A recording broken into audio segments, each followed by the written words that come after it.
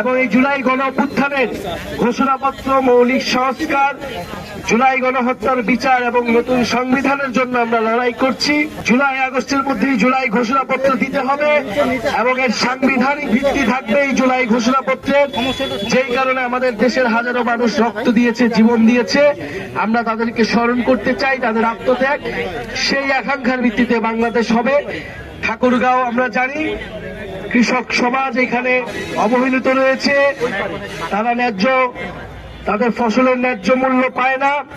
আমরা সেই কৃষকদের জন্য কাজ করতে চাই। সেই কৃষকের সন্তানেরা এই ঢাকা বিশ্ববিদ্যালয় সহ বিভিন্ন বিশ্ববিদ্যালয়ে পড়ে, তারাই কিন্তু এই গণ অভ্যুত্থান শুরু করেছিল। ফলে এই কৃষকের সন্তান এবং এই কৃষকের মাটি থেকেই, ঠাকুরগাঁও থেকে আমরা আমাদের নতুন বাংলাদেশের স্বপ্নের কথা বলছি। আমরা জানি ঠাকুরগাঁও এলাকা এবং উত্তরবঙ্গের সীমান্তবর্তী এলাকায় সীমান্ত হত্যা একটি বড় সমস্যা। ভারতীয় সীমান্ত রক্ষী বাহিনী বাংলাদেশের নাগরিকদের নির্বিচারে গুলি করে হত্যা করে, বাংলাদেশের মানুষের মানবাধিকার হরণ করে।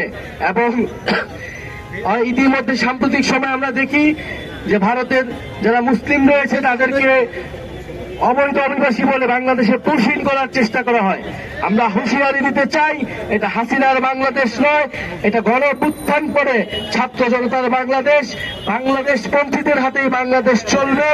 ফলে এই সীমান্ত হত্যা যে কোনো মূল্যে আমরা বন্ধ করব এবং উত্তরবঙ্গে ঠাকুরগাঁও সহ যে অবহেলিত জেলাগুলো রয়েছে সেখানে কোনো ধরনের আঞ্চলিক বৈষম্য, অর্থনৈতিক বৈষম্য থাকবে না। শিক্ষা, স্বাস্থ্য, কর্মসংস্থান এবং তথ্য প্রযুক্তি এবং যোগাযোগ ক্ষেত্রে উন্নয়ন প্রয়োজন। এই উন্নয়ন শুধু ঢাকার উন্নয়ন হবে না, বরং প্রান্তের যে জেলা ঠাকুরগাঁও জেলা সহ এই প্রান্তের সকল জেলার উন্নয়ন যেদিন হবে সেদিনই আমরা প্রকৃত উন্নয়ন হিসেবে এটা গ্রহণ করব। ইনশাআল্লাহ আমরা আজকে খুব সংক্ষিপ্ত ভাবে কথা বলছি, আপনাদের সামনে আসতে পেরে আমাদের ভালো লাগছে। আপনাদের সহযোগিতা সমর্থন কামনা করছি। ইনশাআল্লাহ আমরা আগামী দিনগুলোতে একসাথে কাঁধে কাঁধ মিলিয়ে ঠাকুরগাঁও জেলার উন্নয়ন, মর্যাদার ঠাকুরগাঁও জেলা গড়ে তুলব, মর্যাদার বাংলাদেশ গড়ে তুলব। যেহেতু নামাজের সময় হয়ে গিয়েছে, আমরা আজকে এখানে আর কথা বলাবো না।